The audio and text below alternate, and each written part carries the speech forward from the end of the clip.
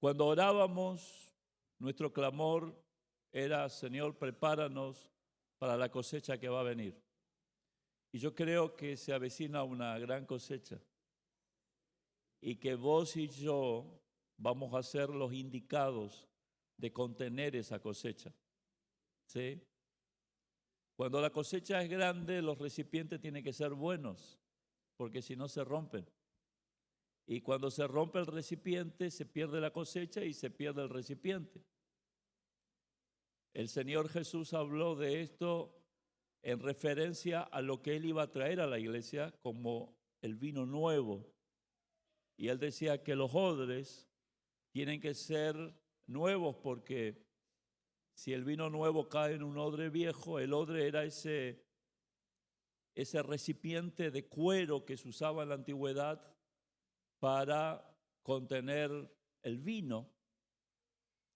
Y el odre viejo era un recipiente de cuero que ya fue usado muchas veces, y la misma fermentación del vino dilataba el tejido de ese cuero, a tal punto que se volvía muy elástico, muy sensible, y que si se colocaba un vino nuevo, ese vino nuevo iba a tener un poder de fermentación que iba a hacer que se raje ese cuero que ya estaba sensible, que ya estaba débil por los años. Y entonces él dijo: si hay vino nuevo, tiene que haber un odre nuevo, porque si le pones el odre viejo se rompe y se pierden las dos cosas. Se pierde el odre porque se rompe y se pierde el vino porque cae. Y el odre estaba hablando de la mentalidad, del corazón, y el vino estaba hablando del nuevo pacto. El vino nuevo era el nuevo pacto. El odre nuevo son corazones nacidos de nuevo por el Señor, con una mentalidad formada a través del Espíritu y de la palabra. Y cuando nosotros decimos: Señor, prepáranos para contener la cosecha, estamos diciendo: Señor, quiero cambiar mi odre y quiero que todo mi ser, mente, sentimientos, mi vida, como cantábamos en la canción, pueda contener y expresar la vida tuya. Ya no funcionamos desde nuestro esfuerzo. No estamos en una religión simplemente para cumplir normas y tener ciertos modos y conductas. Estamos en una vida nueva. Y desde la vida nueva todo ha cambiado. Ya no somos más el mismo. Las cosas viejas pasaron. Todas son hechas nuevas. Ese es el odre nuevo. Y entonces el vino nuevo, que es la manifestación de la gracia, va a estar y se va a poder compartir. Amados, tus familiares van a conocer al Señor, aquellos que no conocen. Tus amigos van a venir a Cristo. Amén. La gran cosecha se avecina, pero vos vas a ser el encargado desde el círculo de influencia que te toque para contener esa cosecha. ¿Cuántos dicen amén? Por eso también Dios nos está llevando a una palabra que está formando las verdades de lo que es el carácter de Cristo en la iglesia. La semana pasada empezamos con la primera parte de esta reflexión que se llama amar sin presión, acompañar con paciencia. Mira al que está a tu lado y decirle: el Señor te ama sin presionarte. Él te acompaña con mucha paciencia. ¿Cuántos dicen: ya me di cuenta que el Señor me tiene paciencia? A ver, levanta la mano y decir conmigo: gracias, Señor, por la paciencia que me tenés. La misericordia, la gracia, el amor, la espera, las oportunidades. Gloria al Señor.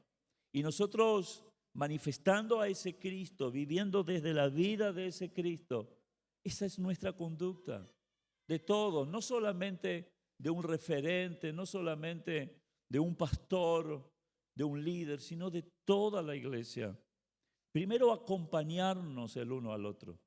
Vos no fuiste llamado a congregarte para caminar solo. Vos no fuiste llamado a recibir a Cristo para caminar solo. No se camina solo. Somos un cuerpo. Amén. Tiene que haber desde Cristo esa disposición.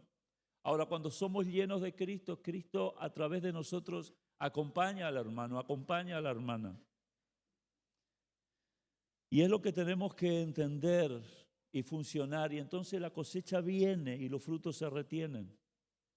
Porque entre todos manifestamos a Jesús acompañando a los demás. Por eso es importante que aprendamos esta verdad y que miremos nuestra vida respecto a esa verdad. Miro mi vida, a ver, estoy actuando así y la verdad me confronta y la palabra que estamos aprendiendo me dice, no estás haciendo así.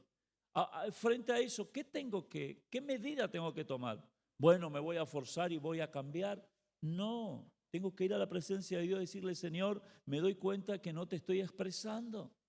Me doy cuenta que estoy centralizado en mi situación, en mi problema. Estoy enredado en mis temores, en mis angustias, en las tentaciones que me cuesta vencer. Señor, yo me rindo a ti y quiero que sea tu Espíritu gobernando mi vida, para que no solamente viva la victoria que vos ya lograste en la cruz para mí, sino que también pueda acompañar al hermano y decirle que en ti hay victoria y que en ti somos más que vencedores. Entonces siempre la palabra va a ser el espejo que te muestra cómo estás, pero no para condenarte, ni tampoco para que salgas y trates con métodos de autoayuda cambiar, sino que vayas a Él y te rindas y puedas aprender y yo pueda aprender cada día a vivir desde su vida. El otro día el Señor me hablaba de las prioridades en la vida. Y históricamente me habían enseñado en una forma de pirámide cuáles son las cosas más importantes o quiénes son los más importantes en la vida. Y me habían dicho que en la cúspide de la pirámide el más importante es Dios. Y después viene la familia, y después viene el ministerio, y después viene todo lo material, trabajo que hacer. Y yo tenía ese concepto, e inclusive enseñé muchas veces ese concepto. Pero en este tiempo el Señor me dijo, mira Hugo, yo no quiero ser lo más importante en vos. Yo soy todo en vos. Yo no soy el sector más importante. Yo soy la vida desde donde todo se debe expresar. Entonces entendí algo, que Él no es la cúspide de una pirámide. Él es el centro desde donde todo se expresa. Cuando Cristo es tu vida y es el centro de tu vida, desde Cristo se va a expresar tu relacionamiento en familia. Desde Cristo se va a expresar tu relacionamiento en el ministerio, en el servicio, con los dones que el Señor te ha dado. Desde Cristo te vas a expresar en el trabajo. Él no es lo más importante, Él es la vida. Es mucho más que alguien importante.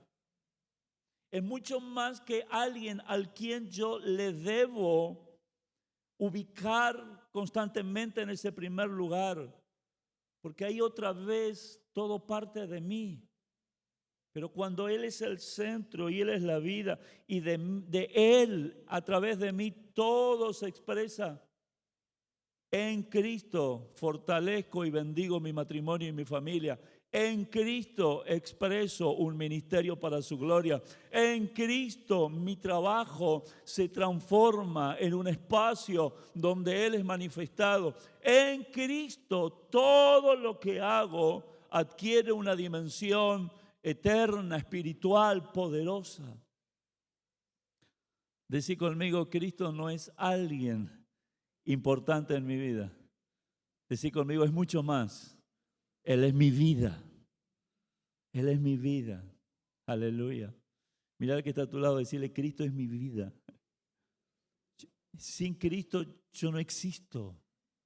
Sin Cristo estoy muerto en mis delitos y pecados. Pero con Cristo tengo vida y vida en abundancia. Él no es alguien importante en mi vida, ni siquiera el más. Él es todo en mi vida. ¿Cuántos dicen amén? Dice conmigo, una vida que se expresa desde Él. Desde Él.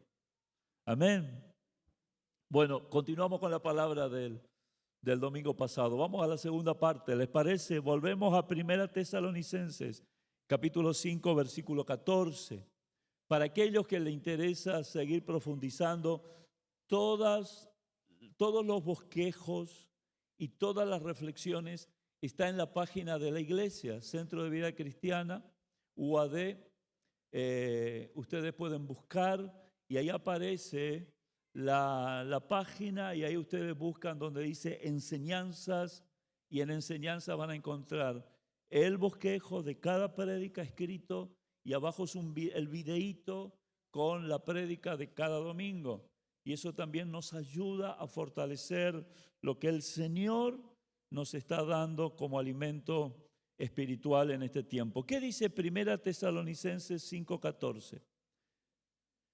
También os rogamos, hermanos, que amonestéis a los ociosos, que alentéis a los de poco ánimo, que sostengáis a los débiles, que seáis pacientes con todos. Así es la iglesia. En la iglesia hay ociosos que hay que corregirlos, hay personas de poco ánimo que hay que alentarlos, hay débiles que hay que sostenerlos y con todos tenemos que tener paciencia. Así es la iglesia. No piense que la iglesia es un ámbito de gente perfecta, porque si así fuera la iglesia, yo no podría entrar en ella, yo no podría ser parte de ella. Y bueno, creo que vos tampoco. Pero la iglesia es esta comunidad donde entre todos aprendemos a ser perfeccionados en Cristo, pero a través del accionar que Cristo tiene hacia la gente. Y este texto nos está enseñando que tenemos que aprender a acompañar con paciencia. Vivimos en un tiempo, querida iglesia, donde muchas veces se confunde acompañamiento con exigencia. A veces creemos que ayudar a alguien es hacerlo que viva rápido y que cambie pronto, con una urgencia que el Señor no tiene. Pero el corazón de Cristo muestra otro camino, muestra otra manera. Mire, Jesús en la palabra y a través de tu vida por medio del Espíritu Santo, Él nunca va a negar la verdad, pero tampoco va a destruir al que no lo está practicando. Él no aprueba el pecado, pero tampoco abandona al que está viviendo un proceso de salir del pecado. Por eso una iglesia que es guiada por la vida de Cristo debe aprender que no todas las personas están atravesando el mismo proceso. Mira al que está a tu lado y decirle, lo que me pasa a mí no te pasa a vos. Y viceversa. ¿Es así o no? Claro que sí. Ahora, no hay una cuestión más importante que la otra. Yo recuerdo hace muchos años atrás había una hermana que siempre venía y nos decía, no sé, pastor, pero yo creo que nadie está viviendo los problemas que yo vivo. Es tremendo, pastor. Me dice, me pasa esto y me pasa aquello. Yo no sé qué el Señor tiene conmigo. Y se la ponía en la posición de que era la que realmente estaba peleando con problemas graves y como que los demás, viste, la llevábamos de taquito. Y justo teníamos que ir a un barrio aquí cerca, hace 20 años atrás, que estaba en una situación de mucha carencia, necesidad. Yo le digo, mira hermana, aquí no tenemos tiempo para dedicarnos a charlar específicamente porque estamos por salir a hacer un trabajo de visitación, de entrega de mercaderías, de orar por la gente acá a la vuelta en un barrio. ¿Nos acompaña? Fuimos a ese barrio. Y la hermana junto con mi esposa y yo empezó a escuchar y a ver la necesidad de la gente. Y estaba callada, no habló más. Y cuando volvimos, me dice, pastor, yo tengo que pedir perdón a Dios. ¿Por qué? Le digo, ¿qué pasó? Mis problemas no son nada en comparación de los problemas de esta gente. Esta gente sí que está con problemas. Todos tenemos dificultades y son diversas. Y cuando queremos acompañar de una manera correcta, tenemos que entender que no todos están atravesando por lo mismo. Por eso no todos necesitan la misma palabra. No todos necesitan el mismo trato. Pero gloria a Dios que tenemos al Espíritu Santo. Y dice la Biblia, Él nos enseñará todas las cosas. Cuando querés acompañar desde la vida de Cristo, Él te va a dar el discernimiento y la guía. Algunos van a necesitar, como dice el texto, ser amonestados, pero con amor. Otros necesitarán ser alentados. Otros necesitarán ser sostenidos. Ahora, cuando actuamos desde la vida de Cristo, vamos a actuar con su esencia. ¿Cuál es la esencia de Cristo? ¿Cuál es la esencia de Dios? ¿Qué es Dios? A ver, más fuerte, por favor. Que se escuche en la transmisión. ¿Qué es Dios? Amor. Vamos a actuar desde su esencia. Cuando actuamos desde Cristo, actuamos desde su esencia. Entonces, cuando actuamos desde el amor, se sabe corregir cuando hay desorden. Se sabe consolar cuando hay desánimo. Se sabe sostener cuando hay debilidad. Se sabe esperar cuando el proceso en la vida de la persona todavía no terminó. La iglesia no está llamada a presionar, la iglesia está llamada a acompañar desde la vida de Cristo en amor. Esto no es complacencia con el pecado, ni es lentitud en el proceso. Es corregir al que está mal sin aceptar el pecado. Y es en acompañar al débil que va más lento, entendiendo que porque va más lento no significa que está retrasado.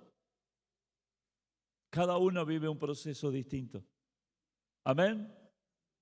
Por eso lo que quiero hoy, para terminar esta parte, compartir contigo algunos puntos importantes. En primer lugar, a los distintos tipos de personas con los cuales vamos a tratar, estamos tratando. Vos y yo somos uno de estos tipos de personas también, que el Señor trata con nosotros y que hay hermanos y hermanas que tratan con nosotros. ¿Cuántos dicen amén? ¿Cuántos levantan la mano y dicen gracias, Señor, por la paciencia que también mi hermano y mi hermana tuvieron conmigo? ¿Sí o no? Ese referente, ese líder, ese que te acompaña. Cristo a través de él manifestando paciencia. Entonces, cuando hay alguien que necesita ser corregido, ¿qué hay que hacer? Hay que corregir. Pero la corrección tiene que ser con un propósito de restauración. ¿Cómo corrijo? Para restauración. Nunca corrijo para condenación. Nunca corrijo para que entienda que las cosas de Dios son así y punto. Se corrige para restauración. Aleluya. Dice ahí en Tesalonicenses que amonestéis a los ociosos. Pablo no elimina en la gracia el término corrección. Hay personas que necesitan ser corregidos. Hay personas que necesitan ser encaminados. Amar no significa callar frente a la verdad, pero significa corregir desde el amor. Y cuando uno corrige desde el amor, uno enseña, no hiere, no lastima. Hay momentos donde una persona está viviendo desordenadamente, con negligencia, con rebeldía, con irresponsabilidad. Necesita una palabra de corrección. Y necesita que el que le ama, con el amor que tiene en su corazón, le diga, pero desde el amor. Fíjese lo que dice Gálatas capítulo 6, versículo 1. Hermanos, si alguno fuere sorprendido en alguna falta, o sea, está haciendo mal, está metiendo la pata, quizás ya metió el cuerpo entero. Si alguno es sorprendido en alguna falta, vosotros que sois espirituales, restauradle con espíritu de mansedumbre. Acá hay una palabra clave, restaurarle. ¿Para qué se corrige? Para restauración. No dice humilladle, avergonzadle, destruidle. No, ¿qué dice? Restaurarle. Yo me acuerdo, hermanos, en otras épocas, estoy hablando hace 40 años atrás, en una congregación donde di mis primeros pasos y yo di gloria a Dios por lo que Cristo hizo. Ahí inclusive nos casamos con Mariel, ahí fui lleno del Espíritu Santo, pero tenían algunas actitudes en su forma de trabajar que no era expresión del amor de Cristo. Recuerdo que había una vez por mes una reunión llamada conferencia, donde iban todos los hermanos de la iglesia. Y ahí se decía, el hermano fulanito queda fuera de la comunión porque anduvo haciendo esto y esto.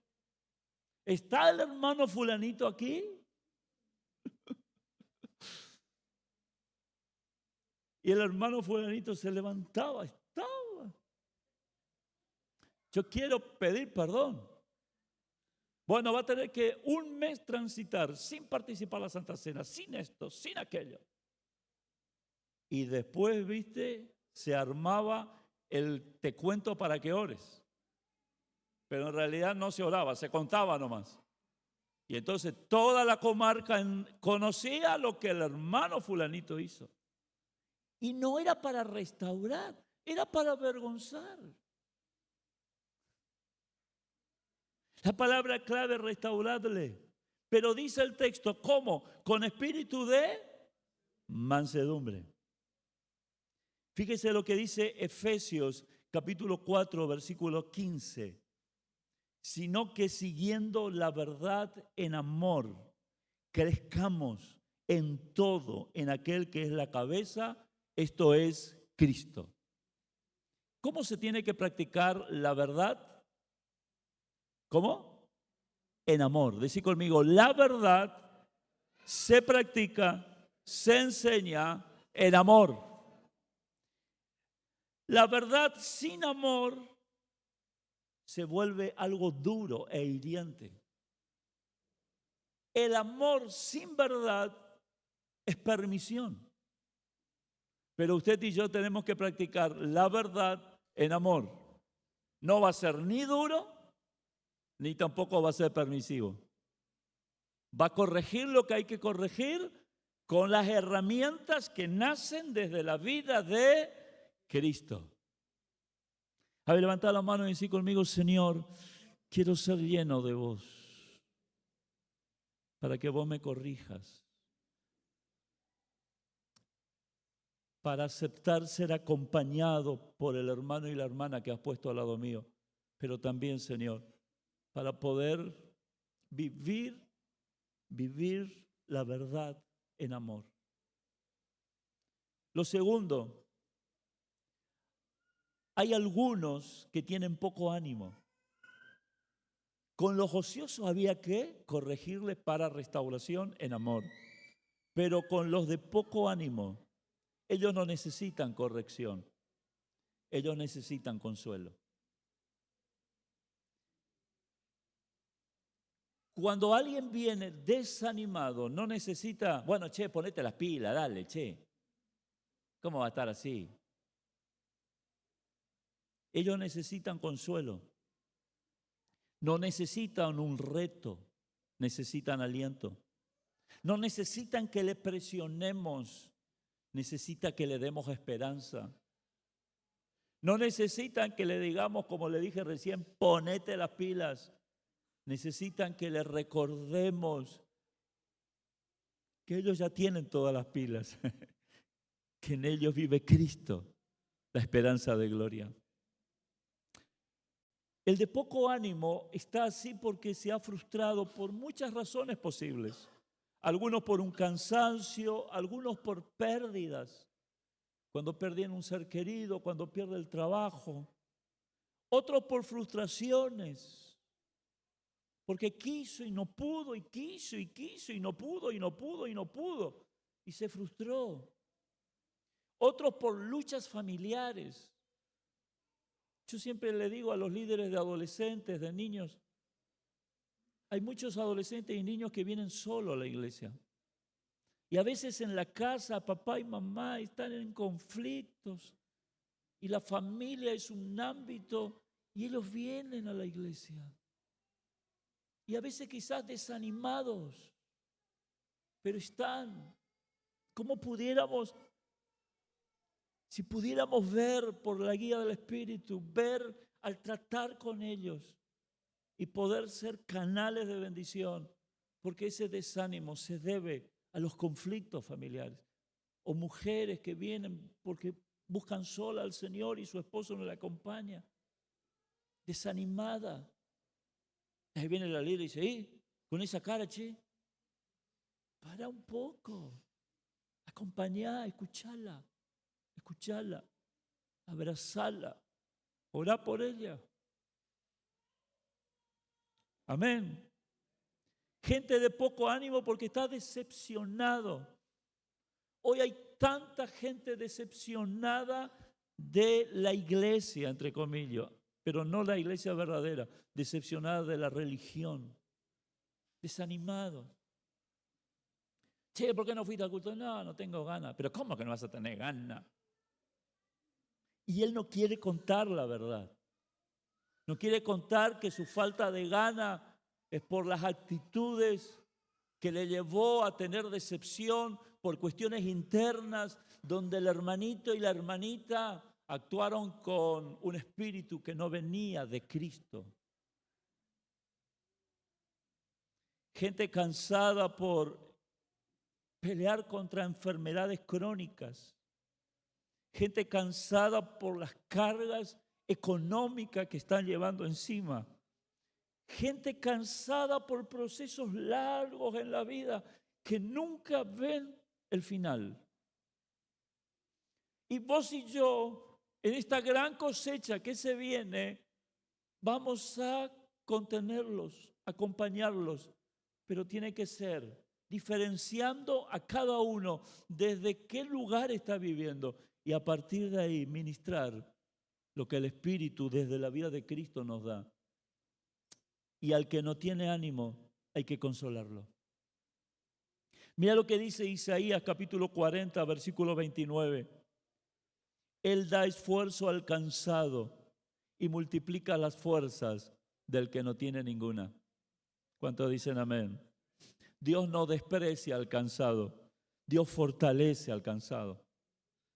Isaías 40, 31, un poquito más adelante dice, pero los que esperan en Jehová tendrán nuevas fuerzas, levantarán alas como las águilas, correrán y no se cansarán, caminarán y no se fatigarán. Vamos a lo tercero. Dentro de todo el grupo de personas, aparte del que hay que corregir, aparte del que hay que dar consuelo, están los débiles. Y a los débiles no hay que abandonarlos, hay que acompañarlos. Dice el texto principal en Tesalonicenses 5:14 que sostengáis a los débiles. Pablo no está diciendo que critiquen a los débiles. Tampoco les dice que se les exija que sean fuertes. Les dice que les sostengamos. La debilidad que una persona puede tener también se puede originar desde distintos lugares. Puede ser una debilidad desde lo espiritual, en su falta de formación y revelación de lo que es Cristo, desde lo emocional, desde lo físico. Otros son débiles en el ámbito de las relaciones, se han aislado y se vuelven inseguros frente al grupo, frente a la comunidad. Hay personas que tienen poca fuerza para seguir. Hay personas que tienen poca claridad para decidir. Hay personas que tienen poca estabilidad para vivir los procesos de su vida. Hay otros que tienen poca madurez para enfrentar determinadas situaciones. A cada uno de ellos, que son llamados débiles, tenemos que estar para sostenerlos. Sostenerlos en el proceso de que dejen de ser débiles y se transformen en fuertes. Pero en ese proceso hay que sostenerlos. Me viene la imagen del niño de un añito que empieza a caminar. Él es débil para caminar. Le tiembla las piernitas. Pero ¿qué hace papá? ¿Qué hace mamá? Le agarra las dos manitos y le dice, dale, vamos. Y el niño empieza a dar los primeros pasos. Y después le suelta. ¿Y vieron que se desesperan con las manitos así? Porque todavía son débiles. Pero ¿quién está ahí para acompañar? Ese papá, esa mamá que no le va a dejar caer. Hasta que el niño se haga fuerte y camine por sí solo. Después no sabe cómo pararlo. Esa es otra historia. Pero hay que acompañar al débil. No se abandona, se acompaña. No, pero siempre está... No, se acompaña, se acompaña. Amada iglesia, se acompaña. Todos tenemos que tomar esta actitud. Fíjense lo que dice Hebreos capítulo 12, versículos 12 y 13. Por lo cual levantad las manos caídas y las rodillas paralizadas y haced sendas derechas para vuestros pies, para que lo cojo no se salga del camino, sino que sea sanado. La iglesia, la expresión de Cristo, hace que el cojo, el débil, el que no camina bien, no se salga del camino, sino que sea sanado. Fíjense lo que dice Hechos 20:35. En todo os he enseñado que, trabajando así, se debe ayudar a los necesitados. Y recordar las palabras del Señor Jesús que dijo, más bienaventurado es dar que recibir. Y no es solo para la ofrenda, es para la ayuda al débil. Es dar amor, es dar tiempo, es dar oportunidad. Amén. Y le pido al grupo de alabanza que pase para que vayamos terminando ya esta parte. Te menciono 5 actitudes que como iglesia debemos tener desde Cristo. Si estas actitudes están en la iglesia es porque la iglesia está funcionando desde Cristo. Si estas actitudes no están en la iglesia es porque la iglesia no está funcionando desde Cristo.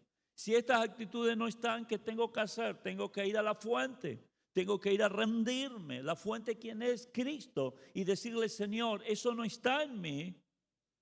Quiero que esté. Eso está en ti y yo no estoy aprendiendo a vivir desde tu vida. ¿Cuáles son las 5 actitudes? En primer lugar, dejar de acompañar desde frases que condenan. Dejar de acompañar desde frases que condenan. ¿Cuáles son las frases que condenan? Siempre igual. Otra vez vos con lo mismo. Ya tendrías que haber cambiado, compinche. Número 2, aprendamos a discernir qué necesita cada persona. ¿Esta persona necesita corrección o consuelo? ¿Necesita dirección o ser escuchada? Cuando estoy con él, ¿estoy respondiendo a su necesidad o estoy trabajando desde mi propia expectativa? Lo tercero, acompañemos con verdad y paciencia. La paciencia no calla la verdad Y la verdad no es impaciente. Hablemos lo que tenemos que hablar, enseñemos lo que tenemos que enseñar desde el fundamento escritural, desde la Biblia, pero hagámoslo con paciencia. Porque tengo paciencia no significa que estoy siendo permisivo. Y porque enseño la verdad no significa que debo ser impaciente. Acompañemos con verdad y con paciencia. Número 4, celebremos los pequeños avances. Todos juntos, celebremos los pequeños avances. ¿Cuántos dicen amén? A veces miramos solo lo que falta y dejamos de ver y de glorificar a Dios por lo que Él ya hizo en nosotros. Celebrar el paso que diste ayer, que hoy te posicionó en un lugar mejor. Fue un paso, celebrar ese paso. Celebrar el paso que da el ser querido al cual vos le estás acompañando. Y dale gracias a Dios. Eso no es positivismo, porque los cristianos no somos positivos. Los cristianos somos gente de fe.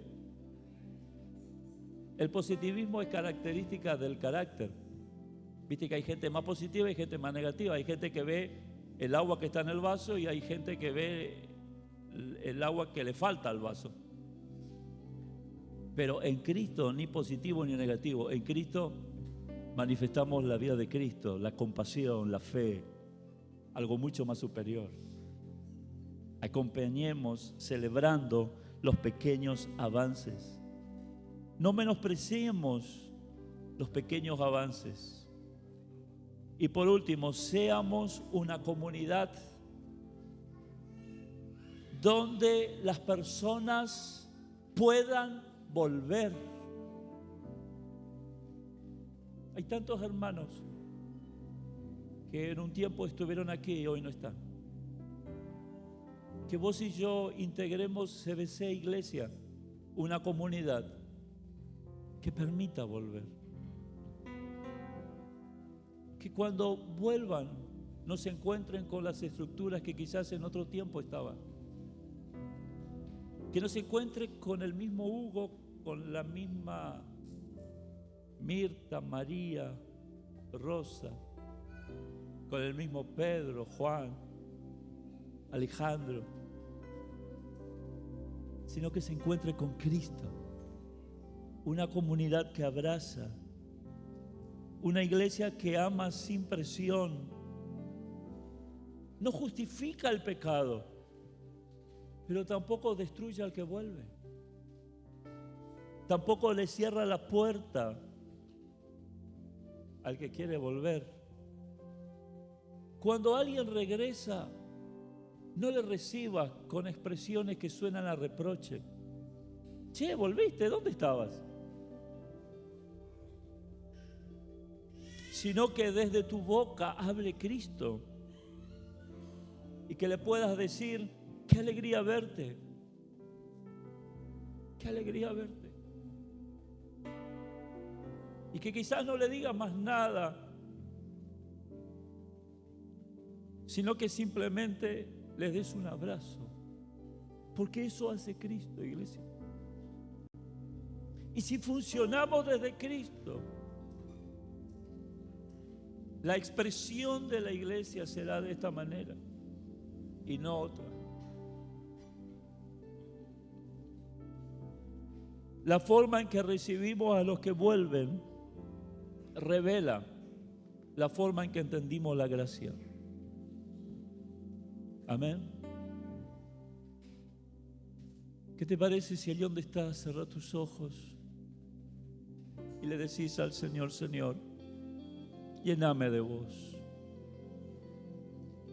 Porque todo esto que hemos hablado en esta enseñanza, en esta prédica, todo eso se manifiesta cuando hay abundancia de la vida de Cristo. Cuando la vida de Cristo abundantemente está en ti, eso va a salir, eso se va a expresar. Es como cuando hay un vaso que está al tope del agua, vos lo movés un poco y cae agua. De la abundancia del agua de ese vaso cae. de la abundancia de la vida de Cristo, todo esto se manifiesta. Por eso decirle, Señor, lléname de tu vida y que tu vida me gobierne, Señor. Y que nos gobierne corporativamente, congregacionalmente, para ser la expresión, Señor, de poder amar sin presión,